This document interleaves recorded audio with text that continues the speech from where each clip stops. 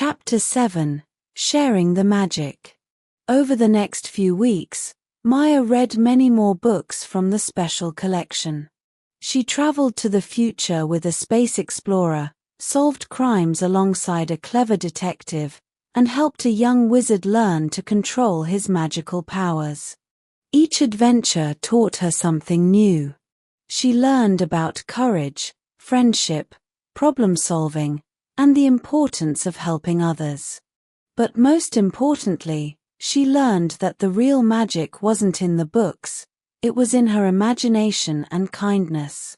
Maya also became good friends with Emma, Alex, and Sam. They formed a reading club and met at the library every Saturday afternoon. Mrs. Chen let them use a special room where they could discuss their favorite books. One Saturday, Maya decided to tell her friends about her real experiences with the magic books. "I know this might sound crazy," she began, "but when I read the books from the special collection, I go into the stories. I become part of the adventures." Instead of laughing at her, her friends nodded seriously. "We know," Emma said. "It happens to us too." "Really?"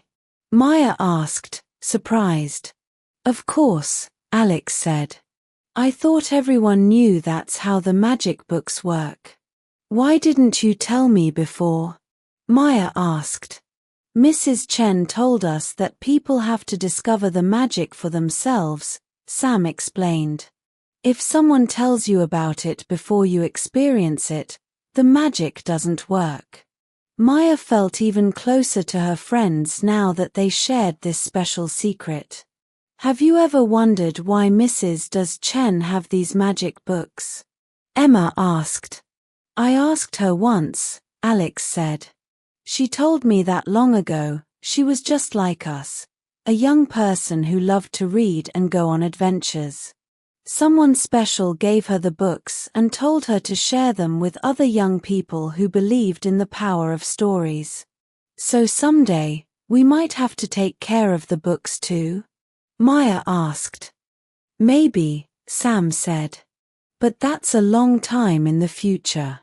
For now, we can just enjoy the adventures and learn from them." 1 month later, Maya's English teacher, Mr. Rodriguez, announced a special project. "I want everyone to write a story about helping someone," he said. "It can be fiction or about something that happened. The best story will win a prize and be published in the school newspaper." Maya knew exactly what to write about. She decided to write a story based on her adventure with Captain Storm, but she changed the names and some details so it wouldn't seem too magical. She wrote about a girl who moved to a new town and felt lonely.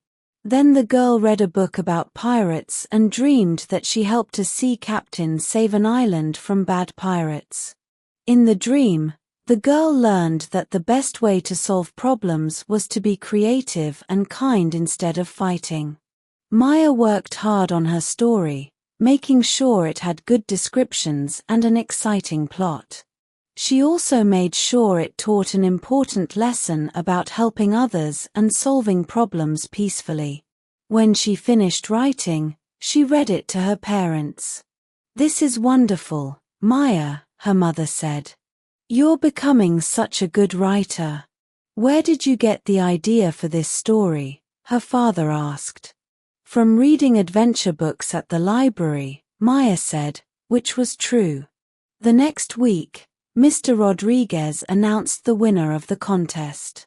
"The winning story is The Creative Solution by Maya Chen," he said. "Maya's story shows us that young people can make a difference in the world by using their imagination and caring about others." Maya felt proud and happy. Her classmates clapped for her, and her friends from the reading club cheered loudly. After class, Emma, Alex, and Sam congratulated her. "Your story was based on your adventure with Captain Storm, wasn't it?" Emma asked quietly. Maya nodded. But I changed it so other people could understand the lesson without knowing about the magic. That's perfect, Sam said. You took what you learned from a magic adventure and shared it with everyone. That's what stories are really for, Alex added. To teach us things and help us understand the world better. Final chapter, a year later. 1 year after moving to Riverside, Maya had become a completely different person. She was confident, had many friends, and was known at school as someone who always tried to help others solve their problems. She still visited the library every week and read the magic books. She had been on dozens of adventures and had learned something important from each one. Maya also started helping Mrs. Chen at the library. She organized books, helped other young people find stories they would enjoy, and sometimes told stories for small children. One day, Mrs. Chen called Maya into her office. Maya, she said, I have something important to tell you. Next month, I'm going to retire. I've been the librarian here for 40 years, and it's time for me to rest. Maya felt sad. Who will take care of the magic books? Mrs. Chen smiled. That's what I want to talk to you about. The magic books need someone special to watch over them. Someone who understands their power and will share it with the right people. But I'm too young to be a librarian, Maya said. You don't need to be the head librarian, Mrs. Chen explained. But you could be the guardian of the special collection. The new librarian will take care of the regular books, but you will be responsible for the magic ones. Maya thought about this carefully. It was a big responsibility. What would I have to do? She asked. You would help choose which young people are ready for magic adventures, Mrs. Chen said.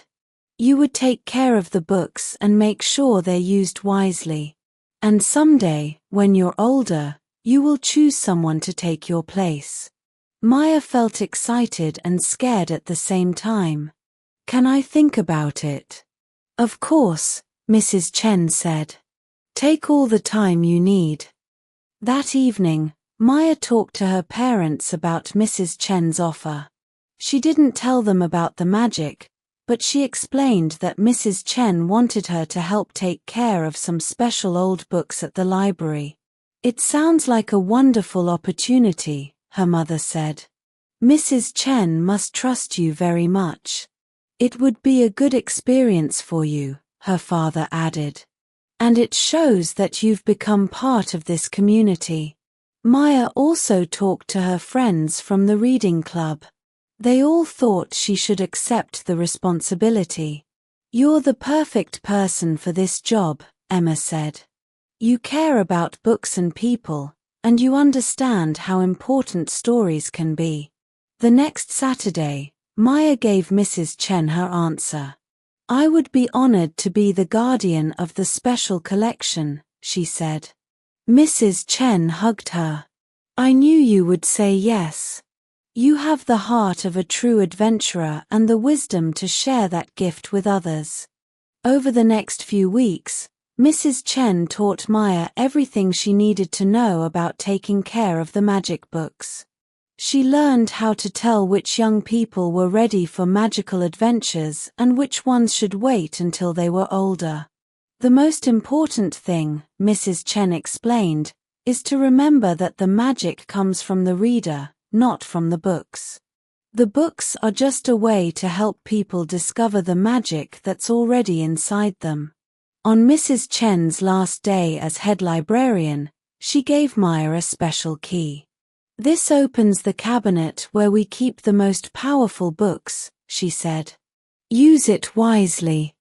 As Maya watched Mrs. Chen leave the library for the last time, she felt sad but also excited.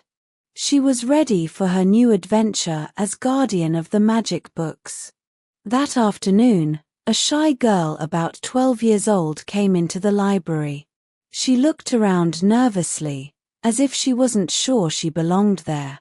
Maya walked over to her. Hi, I'm Maya. Are you looking for something special? I just moved here with my family, the girl said quietly. I love to read, but I don't know anyone here. I thought maybe I could find some good books. Maya smiled, remembering how she had felt 1 year ago when she first came to the library.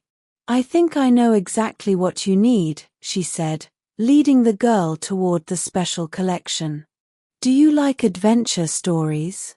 As Maya showed the girl the magic books, she realized that her greatest adventure wasn't in any book. Her greatest adventure was her real life, helping other people discover the magic of imagination and the power of stories to change the world.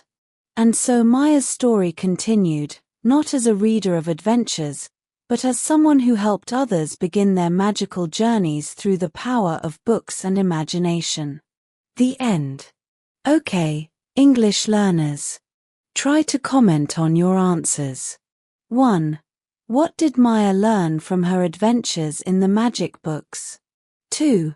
How did reading help Maya make friends in her new town? 3. Why do you think the magic books only worked for certain people? 4. What was the most important lesson Maya learned throughout the story? 5. How can reading books help us in real life? Good job, everyone. You're great. If you can provide the answers to these questions, your listening skills are good. But if not, don't worry about that. You are in the right place and you can listen to this story again and again. After that, your English will improve a lot. See you in the next story.